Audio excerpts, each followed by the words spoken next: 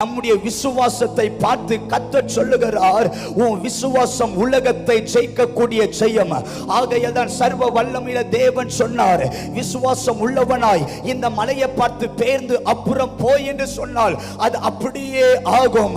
விசுவாசிக்கிறவனுக்கு எல்லாம் கூடும் என்று சொன்ன தேவன் அவர். நம்முடைய விசுவாசத்தை பார்த்து கர்த்தர் சொன்னார், ஆயுதங்களை தரிப்பிக்கிற அந்த சர்வ ஆயுதங்களை பார்த்து கர்த்தர் சொன்னார், விசுவாசம் என்கிற கேடகத்தை பிடித்துக் கொள்ளுங்கள்.